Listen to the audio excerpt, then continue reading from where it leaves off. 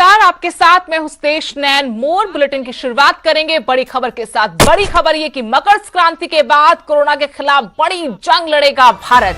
16 जनवरी से देश में टीकाकरण अभियान शुरू हो जाएगा। पीएम मोदी ने वैक्सीन की तैयारियों की समीक्षा की और उसके बाद ये बड़ी खबर कि 16 जनवरी से देश में टीकाकरण अभियान की शुरुआत हो जाएगी।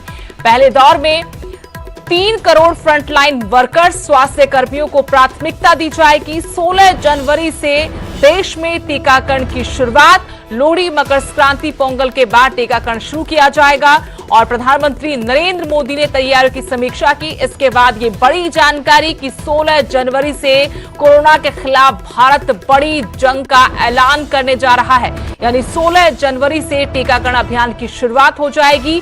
आज पीएम मोदी ने वैक्सीन की तैयारियों की समीक्षा की।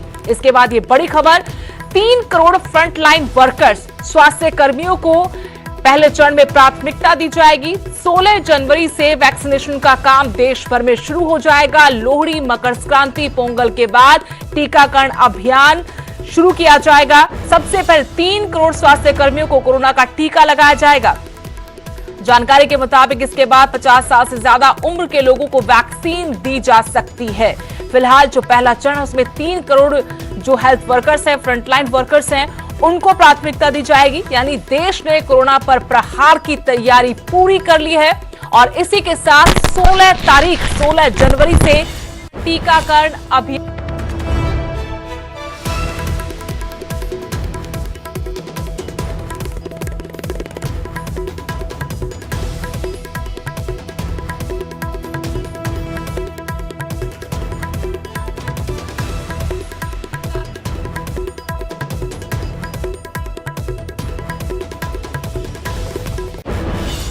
कोरोना पर प्रहार के लिए अब देश तैयार है। टीकाकरण अभियान की शुरुआत 16 जनवरी से होगी। सबसे पहले 3 करोड़ स्वास्थ्य कर्मियों को कोरोना का टीका लगाया जाएगा।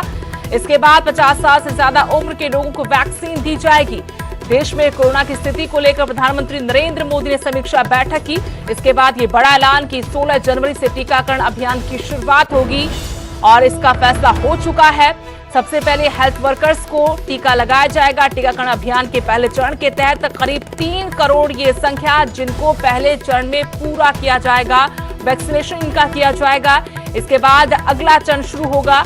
लेकिन आपको बता दें, बड़ी खबर, कोरोना के खिलाफ स्वदेशी वैक्सीन के साथ भारत कोरोना के खिलाफ ये बड़ी जंग लड़ने जा रहा है और 16 जनवरी से इसकी शुरुआत हो जाएगी। यानी 16 जनवरी से देश में टीकाकरण शुरू हो जाएगा। और अब बात करते हैं कोरोना के बाद एक और बड़ी बीमारी की। जी हां, बर्ड फ्लू के बाद अब हरकत में आ गया स्वास्थ्य विभाग। बर्ड फ्लू की वजह से देश भर में कई राज्य अलर्ट पर, कई राज्यों में इसकी पुष्टि हो गई है। केंद्रीय स्वास्थ्य मंत्रालय की टीम पोल्ट्री फार्म पहुंची। पंचकुला के पोल्ट्री फार्म का टीम ने जायजा लिया।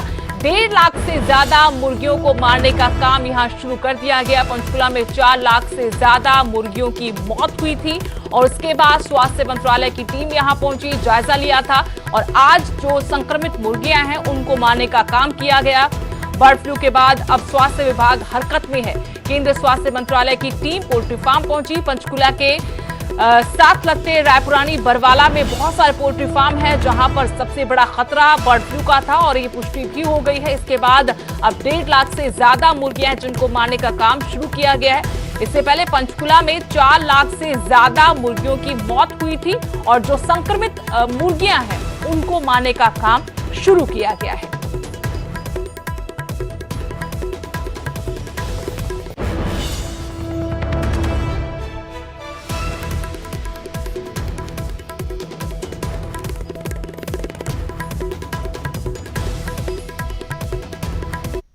पहले पोल्ट्री फार्म में सुना था और पोल्ट्री फार्म में है। मेरे पास भी 28 तारीख को कुछ मोर्टेलिटी शुरू हुई थी। उसके बाद थोड़ी मोर्टेलिटी बढ़ गई उसकी और अब प्रशासन ने कल दवाई डालने के लिए बोला था कि इसमें दवाई डालो। उसके बाद कल प्रशासन को हैंड ओवर कर दिया था कि आप यहाँ नहीं, खुद करेंगे प्रशासन। कोरोना महामारी के बीच एक और बड़ी मुसीबत ये देश के लिए है। हरियाणा में भी बर्ड फ्लू की पुष्टि हो गई है। स्वास्थ्य मंत्रालय की टीम पंचकुला पहुंची हुई है। ग्राउंड जीरो से हमारे सहयोगी मनोज कुमार जुड़ गए हैं। मनोज, क्या अपडेट है, क्योंकि स्वास्थ्य मंत्रालय की टीम यहां पहुंची थी और जो संक्रमित मुर्गियां हैं उनको मारने का काम किया जा रहा था।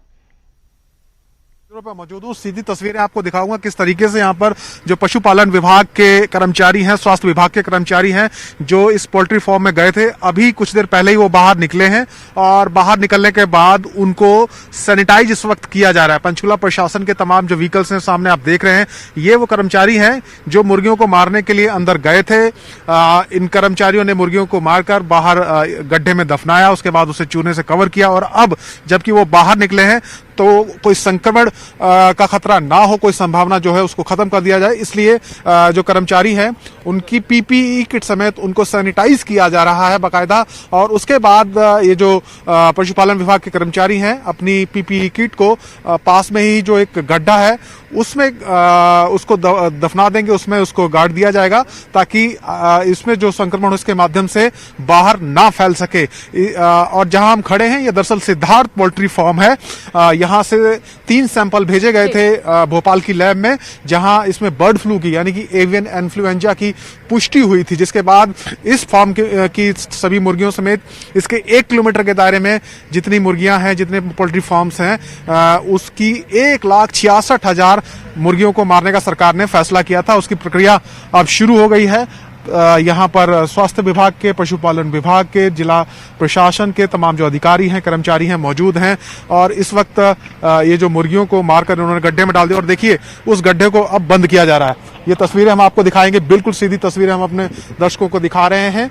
ये गड्ढा यहाँ पर खोदा गया था पहले, तमाम जो मुर्गियां हैं उनको मारकर इस गड्ढे में डाला गया, उसके बाद चूना डाला गया उसके ऊपर और अब फिर दोबारा से मिट्टी डालकर इस गड्ढे को बंद किया जा रहा है। यानी कि इस पोल्ट्री फार्म में जितनी मुर्गियां थी बहुत सारी मुर्गियां उसमें से पहले ही मर गई थी, जितनी जिंदा मुर्गियां थी उनको मारकर अब इसी गड्ढे में दफना दिया गया है और उस गड्ढे को अब बंद किया जा रहा है। करीब 4 से 5 घंटे की पूरी प्रक्रिया थी। गड्ढे को खोदा गया, उसके बाद कर्मचारी अंदर गए और उन्होंने मुर्गियों को मारकर बोरों में बंद करके यहाँ पर दफना दिया और उसके बाद बाईं तरफ मेरे आप देखेंगे जो तमाम कर्मचारी थे इस वक्त अपनी पीपी किट वो निकाल रहे हैं और यहाँ पर भी एक गड्ढा खोदा गया है। जो मुर्गियां अपने आप मर गई थी फ्लू की वजह से, उनको यहाँ वर्कर्स ने पहले ही गाड़ दिया था और उसी गड्ढे में अपनी जो पीपीई किट है उनको निकालकर यहाँ डिस्पोज ऑफ करते हुए कर्मचारी हमें नजर आ रहे हैं। तो हम कह सकते हैं कि इस पोल्ट्री फार्म की जो प्रोसेस है वो पूरी हो गई है, लेकिन ये प्रक्रिया पूरे 5 पोल्ट्री फार्म में चलनी है। तो करीब 1,66,000 मुर्गियों को मारा जाना है।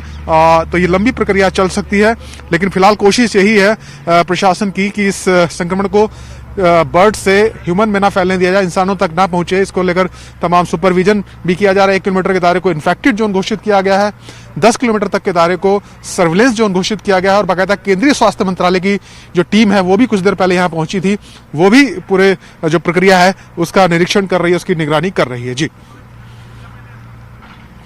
लेकिन मनोज, इसके बाद सवाल ये उठता है कि ये इंसानों के लिए कितना बड़ा खतरा है, क्योंकि मानवता, इंसानियत, देश, दुनिया पहले से कोरोना महामारी से परेशान है। अब बर्ड फ्लू ने एक बड़ा खतरा पैदा कर दिया है। ये संक्रमण इंसानों के लिए कितना खतरनाक है? बर्ड फ्लू की अगर हम बात करें, इससे पहले 2016 में ये संक्रमण भारत में आया था, तब कई लोग इसकी चपेट में आए थे। ह्यूमन में भी ये फैल गया था बर्ड्स के साथ साथ और फिर से एक बार इस वायरस ने दस्तक दी है। हम तस्वीरें सीधे दिखाते भी रहेंगे, लेकिन गनीमत अभी तक ये है, एक राहत की बात ये है सरकार के लिए और तमाम लोगों के लिए कि अभी तक इंसानों में इसका संक्रमण नहीं पाया गया है। अभी तक ये जो संक्रमण है सिर्फ बर्ड्स में है और कुछ जगहों पर ऐसी खबर भी आई है कि मुर्गियों के साथ साथ जो वाइल्ड बर्ड्स हैं यानी कि जो जंगली पक्षी हैं उनमें भी इसका कुछ संक्रमण पाया गया है। खासकर हिमाचल प्रदेश की बात कर ले, वहां पर हमने ये चीजें देखी हैं। हालांकि पंचकुला में भी कुछ पक्षियों के मरने की खबर है, लेकिन उनकी जो मौत उसके पीछे यही फ्लू है ये कहा नहीं जा सकता। लेकिन फिलहाल इंसान बचे हुए हैं। और इस वायरस की बात कर लें जो फिलहाल इस बार पाया गया है, दरअसल ये जो वायरस है, ये बर्ड फ्लू का जो स्ट्रेन है वो है H5N8 और सरकार ये कहती है, एक्सपर्ट ये कहते हैं कि H5N8 जो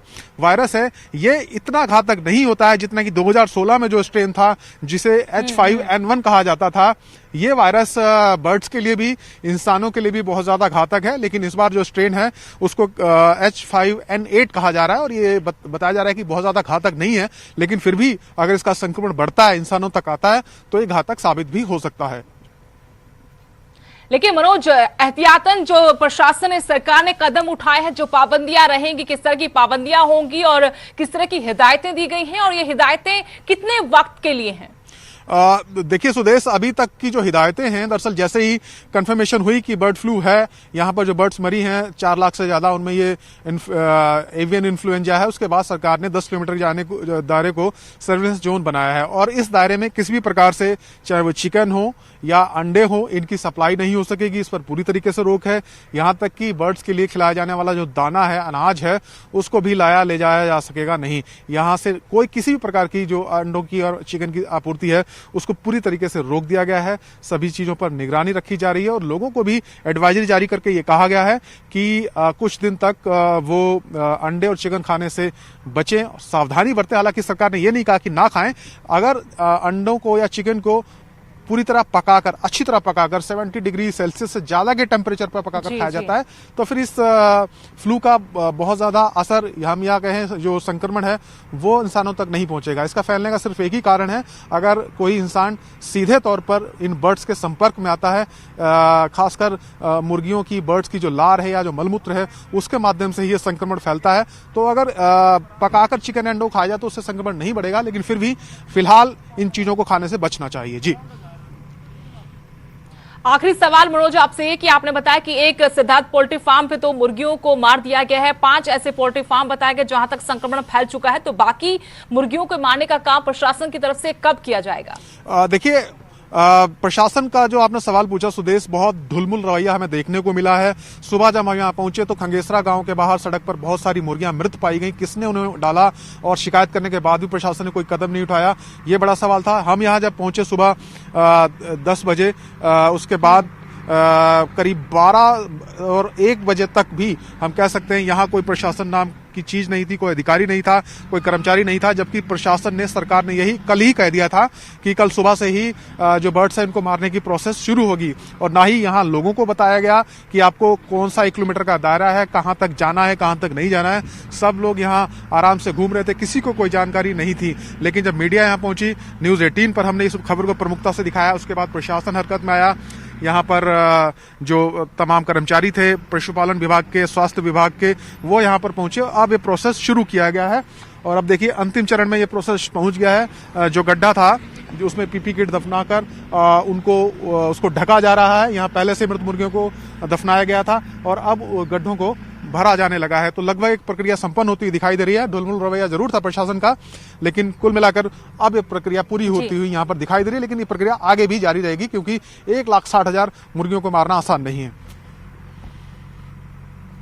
शुक्रिया मनोज जानकारी के लिए। तो पंचकुला पहुंची है स्वास्थ्य मंत्रालय की टीम और उसके बाद टीम ने अपना अगला एक्शन लिया, यानी जो संक्रमित मुर्गियां थी सिद्धार्थ पोल्ट्री फार्म पर, उनको मारा गया। प्रक्रिया करीब करीब पूरी हो चुकी है और आपको बता दें कि अभी और संक्रमित मुर्गियां हैं, लाखों की तादाद बताई गई है जहां पर यह प्रक्रिया अपनाई जाएगी। लेकिन आज एक पोल्ट्री फार्म पर संक्रमित मुर्गियों को मारने का काम पूरा कर लिया गया। आपको तस्वीरों के जरिए हम दिखा रहे हैं कि बर्ड फ्लू के बाद कैसे परिंदों पर एक बड़ी आफत आई है। दिल्ली, बरनाला, पंचकुला, पांवटा साहिब की तस्वीरें आपको दिखा रहे हैं किस तरीके से यहां पर पक्षी मरे पाए गए हैं बड़ी तादाद में। इसके बाद प्रशासन, सरकार भी हरकत में। कई राज्यों में बर्ड फ्लू की पुष्टि हो चुकी है और इसके बाद सरकार एहतियातन कदम उठा रही है।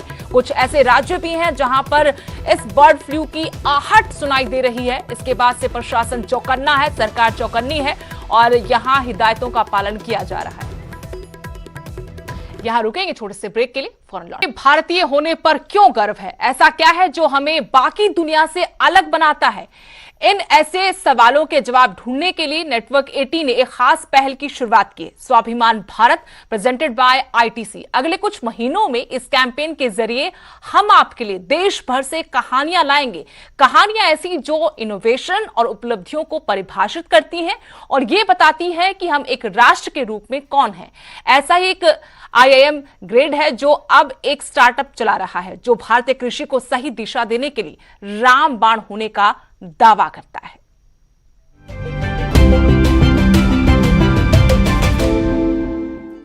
IIM अहमदाबाद के पूर्व छात्र शिवेंद्र सिंह ने 4 साल पहले दुबई में एक शानदार नौकरी छोड़ दी थी। उन्होंने अपने स्टार्टअप के तौर पर बार्टन ब्रीज की शुरुआत की। ये पूरी तरह से ऑटोमेटेड सब्जियों की खेती करता है, जिसमें मिट्टी और पेस्टिसाइड का इस्तेमाल नहीं होता है।